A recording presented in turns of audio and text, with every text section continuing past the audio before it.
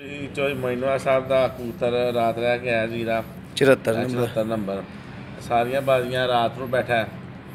تو ماشاء اللہ گیٹ بھی ایسی بڑی اچھی پرفارمنس تھی بچیاں کے کپ کے راتی 8 ایک دن اوور ٹائم بہ گیا 8 بجے کے بعد تو ماشاء اللہ جی بہت اچھا کبوتر ہے اپنا اللہ صحت دے تندرستی دے اور بیلنس بھی بہت اچھا ہے کبوتر کا ہاں جی شاکر بھائی دسو کہ کبوتر کے کوالٹی ہے تو ماشاء اللہ پرفیکٹ لگا کوئی خامی نہیں ہے ہاں جی دسو بچیاں دے وچ بھی ماشاء اللہ شام نے بہندا سی ہن بھی جیٹ چ بھی شام نے بہندا رہا ماشاء اللہ راتی ساریاں بازیاں چ ہنیرے چ بہندا رہا راتی رات باہر رہ گیا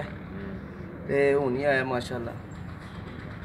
کیا بات ہے چڑی کیوں ہے نشانی لائی دی سی ذرا دوسرے کبوتراں